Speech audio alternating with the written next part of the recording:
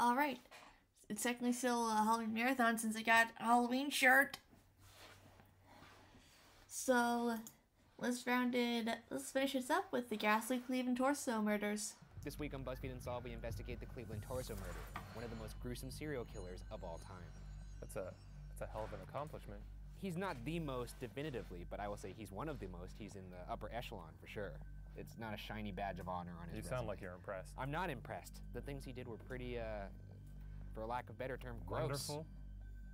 Gross. Okay, whatever you say. Between 1934 and 1938 in Cleveland, Ohio, near Kingsbury Run, 13 people, comprised of 6 women and 7 men, were killed by a serial killer. You had to think for Of those torsos. 13, only 3 were identified, and almost all of them were vagrants or sex workers. All of the victims were decapitated, and in some cases, the head was never found. He just killed anybody. You also will see he killed all ages as well. Like, this guy just didn't give a shit. He's just death. Yeah. The killer often dismembered the body through the torso, and in no instance was a body found fully intact. These gruesome tendencies would earn the killer the name, the Cleveland Torso Killer, or the Mad Butcher of Kingsbury Run. Here's a little background on Kingsbury Run. In the 1930s, Cleveland's Kingsbury Run was a bleak, dangerous place where many poor lived in terrible conditions, sometimes called a, quote, hobo jungle, end quote. Just east of Kingsbury Run was a sketchy area called the Roaring Third, known for its bars, gambling dens, and brothels. I'm into that.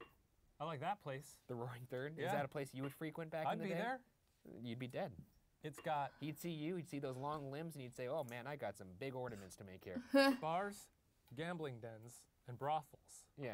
Now, currently, nowadays, I've said this before, but we have a lot of entertainment at our disposal. Yeah. I've got YouTube, I've got my PlayStation, and pretty much that's it.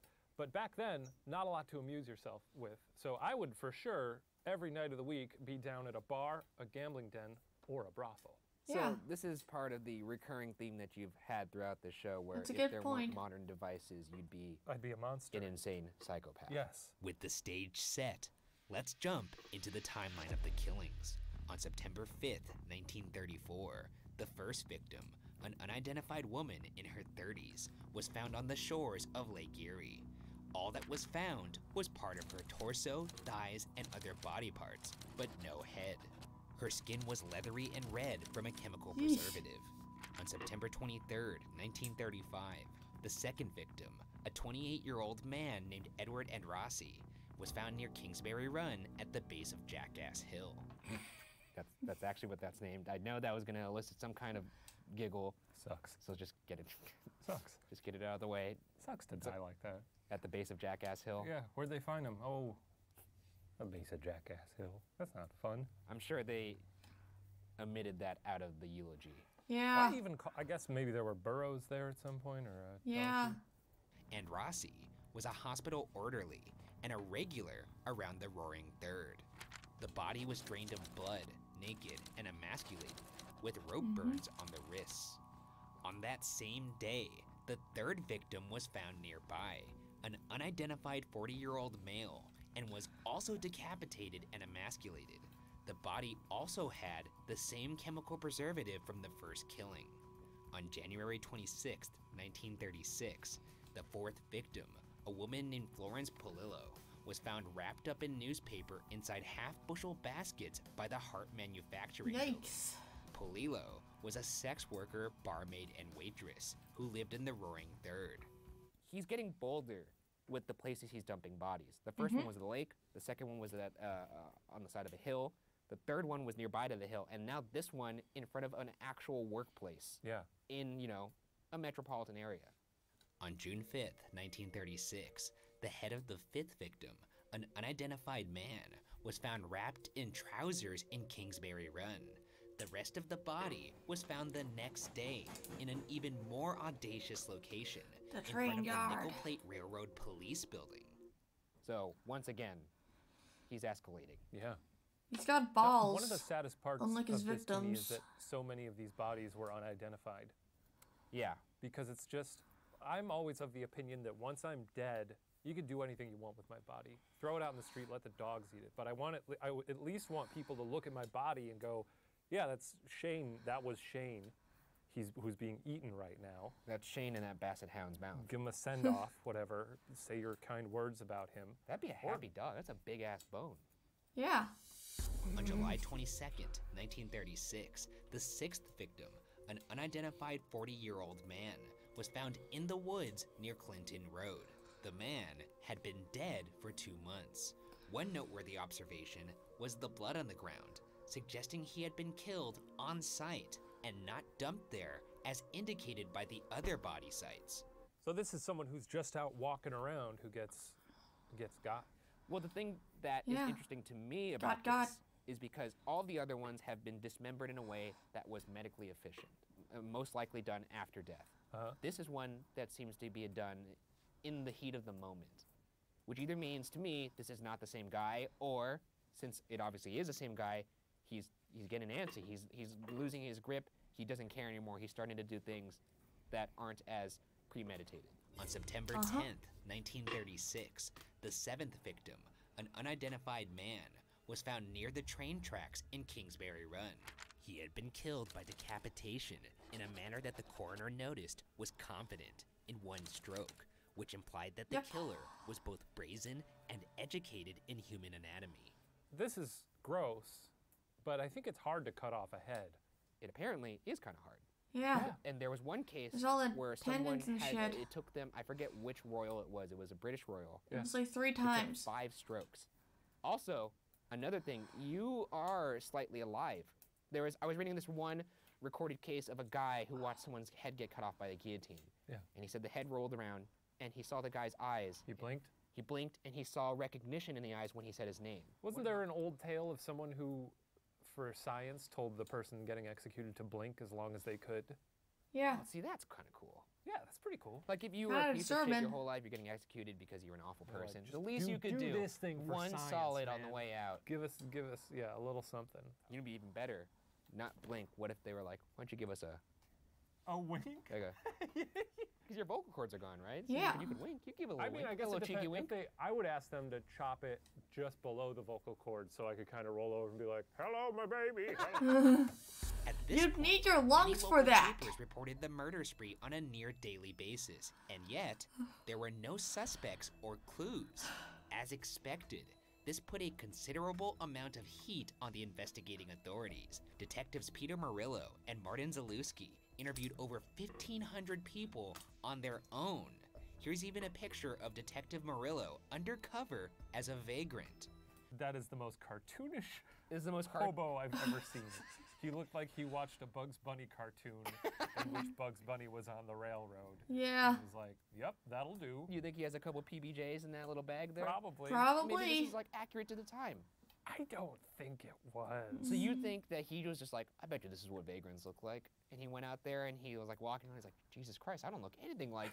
Probably. There were probably actual people who looked like real human beings. Just dirty and then here. this guy walking on like he walked off the Warner Brothers set. Jumping back into the timeline, on February 23rd, 1937, parts of the 8th victim, an unidentified woman in her 20s, were found on the shore east of Bradenall.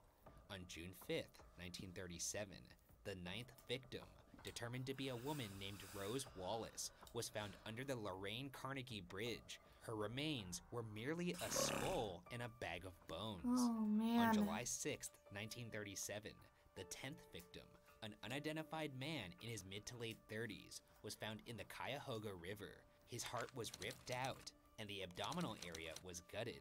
The proximity of the killings are starting to shrink here. He got to enjoy 4th of July though, which is Yeah. my favorite holiday. I guess he did. It's fun. It's a good holiday.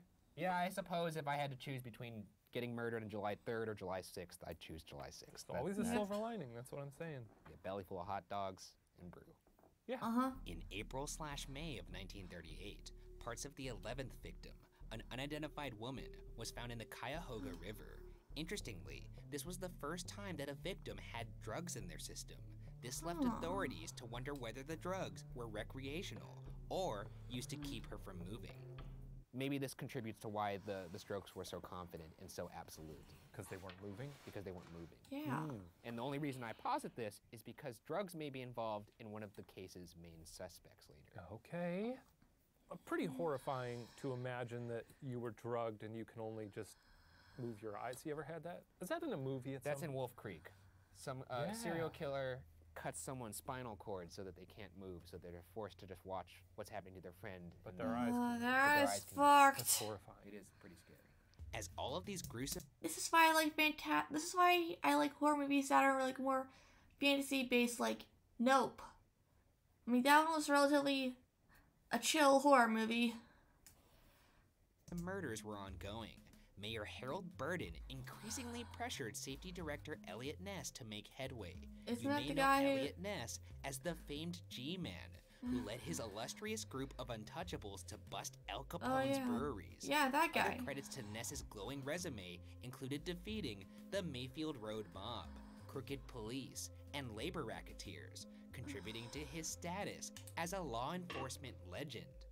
As city safety director, Ness was involved with both the fire and police departments, and given his decorated track record, Ness was at serious risk of tainting his reputation should he not make headway on the Torso case. With that in mind, let's discuss the last two killings. On August 16th, 1938, the 12th and 13th victims, both unidentified, were found in perhaps the most reckless location of all. The bodies were found within view of Eliot Ness's office window, Damn. a taunt that obviously resonated with Ness. Oh, wow. This fucking That's guy. bold.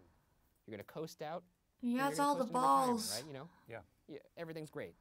And at the last leg, this piece of shit comes in Yeah. and just starts messing with you. Commits some of the most grisly murders of all time. Yeah. In your playground. And then he puts it and rubs your nose in it. Yeah. 2 days later, on August 18th, 1938, at 12:40 a.m., Director Ness and a squadron of 35 detectives and police officers raided Kingsbury Run's Hobo Jungle. They rounded up 63 men and scoured the shacks for any sign of the killer. Most noteworthy, in a move that has been criticized, Ness then ordered the shacks dude. to be burnt down. The people That's their displaced were then homes. charged with being homeless, which they pled guilty for. Ness's involvement in this episode of the investigation has been referred to as cruel and draconian. Yeah, dude. Okay. This, Up to you. I mean, he pretty much just said, I can't find what's going on in this part of town. Let's burn it all down. It's And literally like a scorched earth. he literally went scorched earth. Yeah. That's According only to what you James should do to Bedell, Nazis. the preeminent expert on this case, Ness's raid was intended to protect the transients in a bizarre and backwards way. That's the most Ness retarded wanted ass thing I've to ever heard of. eliminate the pool of potential victims, thinking that the killer targeted transients, which, to be fair, was true. He also wanted the transients' fingerprints in the event that they were later killed. It feels like maybe the fingerprint excuse is exactly that. It's just an excuse. Yeah. When people are like, hey, why you terrorizing an entire population of people and setting their homes Yeah. on fire? And suddenly he needed to come up with a reason. Oh, for he's that. coming to his senses. Yeah. Fingerprint.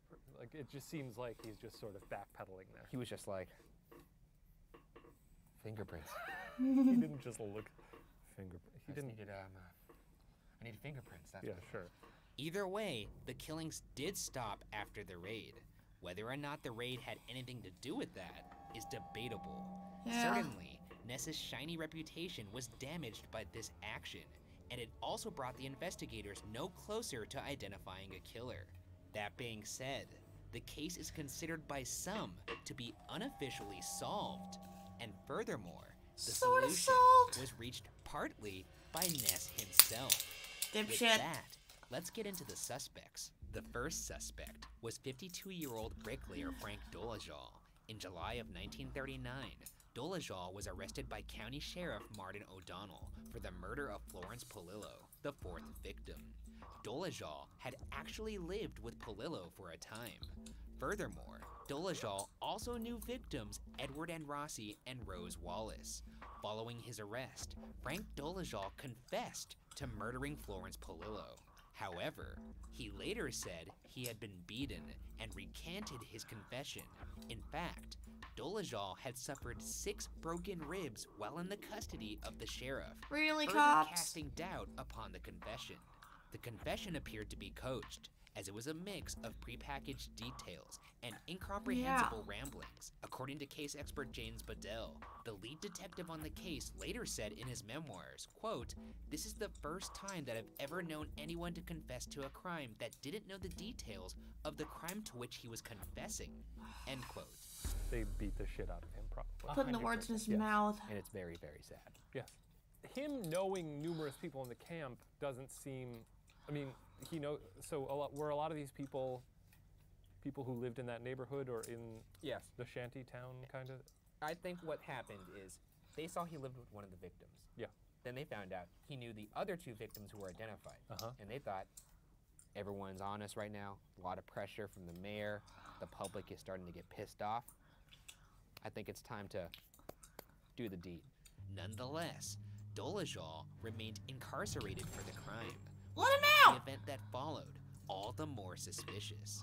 1 month later, in August 1939, Dolezal committed suicide in his jail cell Suicide. before going to trial, hanging Careful himself in this on a in case it hook didn't show that up. was 5 feet and 7 inches from the ground. The problem with that is, Frank Dolezal was 5 feet and 8 inches tall. That'd be impossible to Logically, do. how could a person hang themselves from an object that they were taller than? It seems like it may be logistically impossible for him to hang himself from it. He'd have to. You can, I don't know. I think that's possible. It's suspicious to me, given the things that preceded. Yeah, it's They sus. coached his confession out of him. Oh, Maybe I they're see. starting So to. you're saying the police maybe have? Oh, that didn't occur to me that the police would. What I'm saying is, You're surprised? they seem very, very set on this being their guy. Yeah. They've beaten him. They've gotten the confession out of him. They start to think, oh, this is going to go to trial soon. Oh, okay. I did not put that together. In addition, James Bedell interviewed forensic science experts that looked at Dolezal's autopsy. The experts concluded that he didn't end his own life the way people were told he did, though the experts don't explicitly say he was murdered while imprisoned. Either way, virtually no one believes Frank Dolezal was the killer. A marker purchased by James Bedell and his team was laid on Dolezal's grave in August 2010, with Dolezal's family members in attendance, that reads, quote, "Rest now," end quote, thus vindicating Dolezal posthumously. In these Unsolved episodes, it's not often that we get nice sentiment, and this Let's hang on to this one. Let's really savor it. it's really this is actually very lovely. Rest now. That's nice. That's nice. This is about for the second cops. and final Bad suspect cops. we will discuss today is Dr. Francis E. Sweeney. A In doctor the would know how to drug 1970s, people. Sweeney was discovered to be safety director Eliot Ness's secret suspect. Sweeney is also thought to have been the killer, according to case expert James Bedell, who as of 2014 had spent 18 Wow. years researching the killings.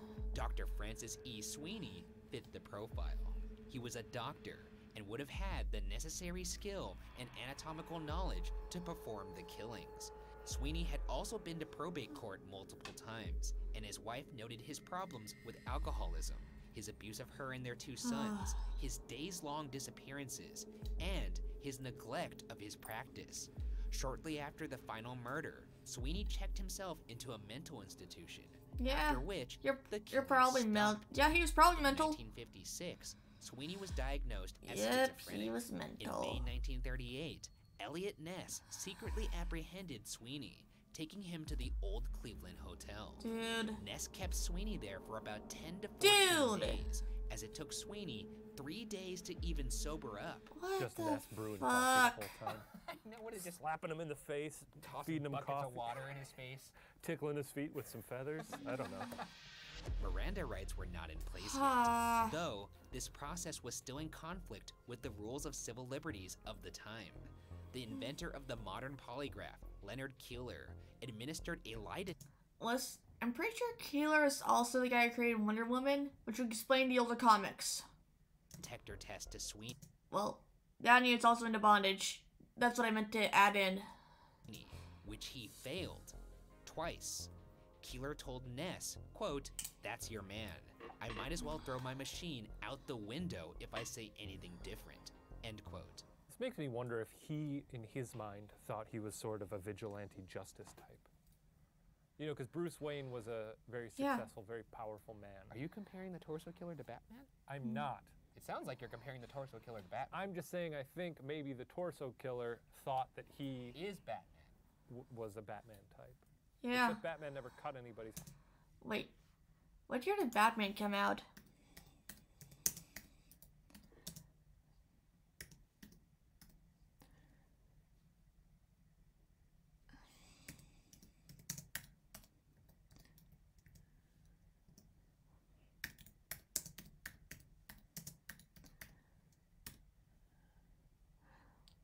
Oh, it was like before. This was after the. That happened after this case. Head off. That would really ruin it. Yeah, Batman didn't kill people. He just knocked them out a little bit. Also, the comic wasn't out yet. He's not Batman. Ness And had to Batman proceed did kill. carefully because Sweeney was a cousin of Congressman Martin L. Sweeney. Ah. I wonder if this affiliation, along with the detention violating civil liberties, contributed to Ness keeping this lie detector test a secret. Regardless, despite this revelation, Francis Sweeney was released, and less than 3 months later, the final 2 torso victims were placed within view of Ness's Yep. window, seemingly to mock him. Ness That would do it. continue to get mocked well after the killings. In the 50s, Ness received taunting note cards from someone claiming to be Francis Sweeney, and since Sweeney was a secret suspect, I would imagine it's likely that the sender was indeed Sweeney. What do the Yeah. note cards say? They pretty much say nonsense. Do they implicate that he is the killer, or is it him essentially just... It's him thumbing his nose at him, knowing that even if these note Yeah, cards are taken like to court, flipping the they guy wouldn't off. mean anything, which is even more infuriating. Yeah. Unfortunately, despite feeling he had solved the case, Ness didn't have enough to take Sweeney to trial. Though, the case against Sweeney doesn't end there. In 1938, When does a it end? vagrant named Emil Fronek told authorities that in 1934, a doctor tried to drug him. Oof, He remembered the scary. office was somewhere around East 50th and East 55th on Broadway Street. Unfortunately, when authorities drove Fronek up Broadway, he couldn't find anything that appeared to be a medical office, and from there, his story was dismissed as irrelevant. However, more than 70 years later, case expert James Bedell would discover that Francis Sweeney practiced medicine out of a modest-looking building at the corner of Broadway and Pershing Avenue. This building closely matches where Fronek remembered getting drugged. It's in this building that Bedell believes Sweeney could have drugged Fronek as well as other victims. Though, the Torso Killer murders would have resulted in a large amount of blood evidence. Yeah, it would. So, how could Sweeney have carried out those murders in these offices without eventually being caught? Spread out your tarps and just... Because I imagine it would be Do it pretty hard on to dirt? explain this. And then mix I up the know this dirt. looks bad. He's got a head cold. The answer may lie with David Cowles, the leader of the Scientific Identification Bureau, who was interviewed by the Cleveland Police Historical Society in 1983. Cowles suggests that Sweeney may have had an agreement with an undertaker that he could practice surgery on unclaimed bodies in the undertaker's funeral home. If this is true, a funeral home would function nicely as a way to dispose of blood evidence. Yeah, that makes This sense. arrangement, however, does seem to be possible, as directly next door to Sweeney's office was a funeral home. In fact, the funeral home had a concrete ramp located behind the building that conveniently led to the undertaking facility. That's suspicious, Both like, Sweeney's medical that's a bit office and the suspicious. funeral home are a short car ride away from where the September 1935 victims were found, which was not far from the Roaring Third. In Bedell's opinion, Sweeney could have visited bars near the center of town to lure people back to his office with promises of alcohol or drugs. He just made agreement with them to say, yeah, you can work on our dead bodies, but then he'd bring in some of his own. I think Yeah. that's what it was. I see. Okay. He snuck in some, snuck some of his own in. Some of his Some sinful, of his own. his sinful He collections. snuck in some of his own critics' picks. Wasn't a straight Bedell, play. with the help of the great nephew of one of Francis Sweeney's colleagues, was able to use photos and diagrams to compare the torso killer and Sweeney's movements. Bedell calls the results, quote, creepy as hell, end quote. All this Yep. information allowed Bedell to conclude that Sweeney was indeed the killer. Yeah, it's highly Though, probable. Bedell cautions, quote, I think I put together a pretty good circumstantial case. I realize you couldn't take it to court. And Ness realized back then he couldn't take it to court. Yeah. End quote. It's crazy that all he had to do was follow the rules, and it's quite likely he may have gathered some legitimate evidence on the guy, Yeah. or at least, The thing is, all he had was Sweeney fit the profile, right? yes. Yeah. But that isn't grounds to getting a search warrant for someone or bringing someone in. No. No, I don't know it what is the rules not. are, maybe of when you're allowed to arrest somebody or even submit them to something like a lie detector test. Yeah. I imagine it wasn't enough for him to do it when he did it. Yeah. Or ever. Sweeney would have to slip publicly. There are, however, some criticisms of the Sweeney explanation. Police and crime reporter Doris O'Donnell believes that somebody at the funeral home would have noticed something weird was going on. Yeah. Yet, That's a good O'Donnell point. may be biased, since her uncle was the sheriff who arrested the controversial suspect Frank Dolezal in 1939. I think it's Yeah, like that one of those things might where be you wouldn't it. even dare to dream that someone would use this as a place to kill people. Right. Because you're around death all the time. All you see is dead bodies. What makes you think Uh-huh. that they're going to be like, oh, I wonder if someone's using this to kill people? Also, even Bedell acknowledges that the medical office setup could have only been utilized for the initial murders, before colleagues could become suspicious. Yeah. He doesn't know where the murders that followed occurred. Others, including lead detective Peter Murillo, believe the torso murders were committed by the same person that committed murders in Newcastle, Pennsylvania.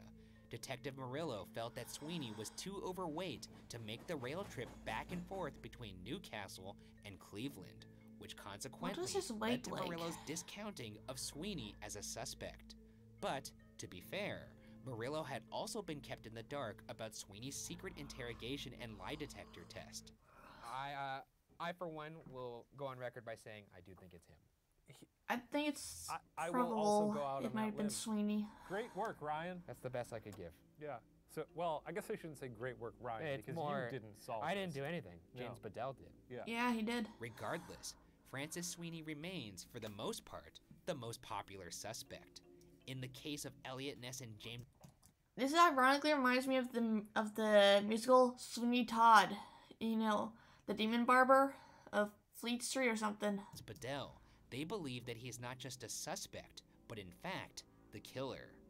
However, we may unfortunately never be able to definitively prove that, and for now, the case remains officially unsolved.